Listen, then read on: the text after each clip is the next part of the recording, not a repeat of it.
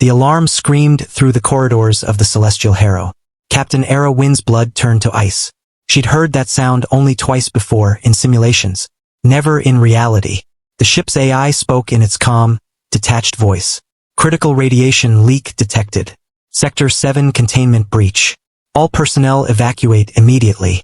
Era's boots pounded against the metal deck as she sprinted toward the nursery.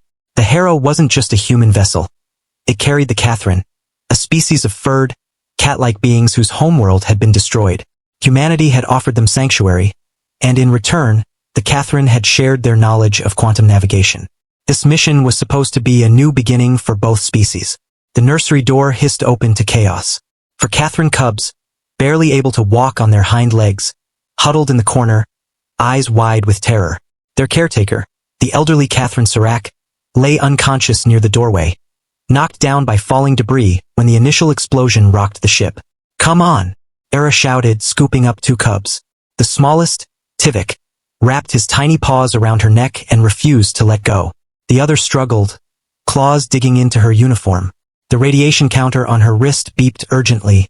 30 seconds until lethal exposure. Evacuation pods were impossible. Too slow. Too far. But there was another option, the safe room. Every sector had one, designed to withstand breaches, fires, and radiation. Could be a tomb, but it was their only chance.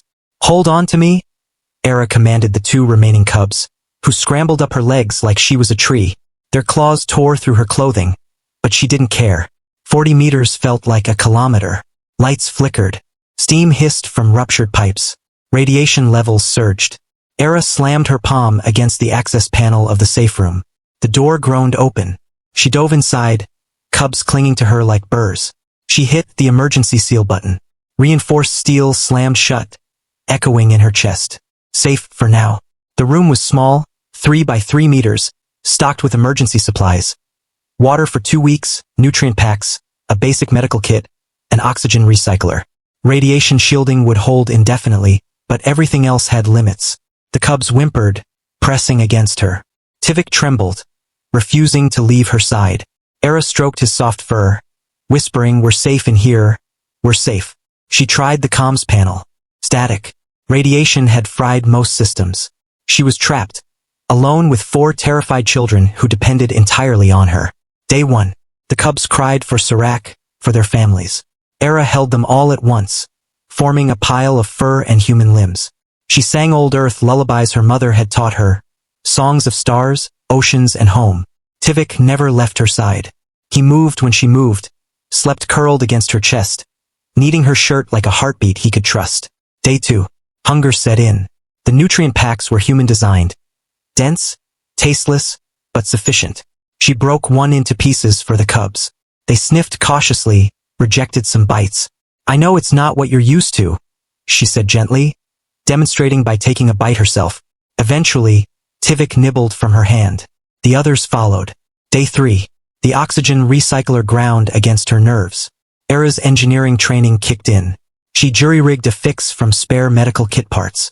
The cubs watched, terror giving way to curiosity. Day 4. Dehydration threatened. Water rations were meant for 1 human, not 1 human and 4 growing Katherines. Era halved her intake, sharing every drop. Day 5. Tivik began mimicking her movements. When Era checked the door seal, he pressed his small paw against it. When she did push-ups in the cramped space, he tried to copy her, legs flailing awkwardly. Even in despair, she smiled. Day 6. Hope waned. The emergency beacon hadn't triggered a rescue. Perhaps the crew had evacuated, assuming Sector 7 dead. Perhaps there were no survivors left. She looked at the 4 small faces staring at her. She had promised them safety. She had promised them life. "We're getting out of here. All of us. Together." Tivik chirped and pressed against her side. Day 7. The door chimed. Era's heart leapt. She scrambled to the panel, hardly daring to believe. Survivors detected. Preparing to breach. The door hissed open. Commander Yates, the ship's first officer, stood there, gaunt but alive. Behind him, a rescue team in rad suits. Captain Wind stopped, staring at the 4 cubs clustered at Era's legs. Tivik wrapped himself around her calf, refusing to let go. "They needed me," Era said simply. Medical teams rushed forward. Impossible readings flashed on their scanners. The cub's radiation exposure minimal within survivable limits. Era's levels higher, yet still far below lethal. One technician whispered, the safe room's shielding should have failed on day 4. Another pointed at the panel. These readings can't be right. Later, in the medical bay, Katherine scientist Dr. Morvash examined the data, hands trembling. Captain, you saved them, she said, voice thick. Era blinked. But they saved you too, Morvash continued. What do you mean? Katherine, cubs produce a pheromone when bonded to a protector. It slows metabolism, reduces oxygen use, enhances cellular repair. In a human, it creates a shared survival state. You adapted to keep them alive, and they adapted to keep you alive. Together, you became something neither species could achieve alone. Era looked down at Tivik. He gazed up with those enormous amber eyes. She understood.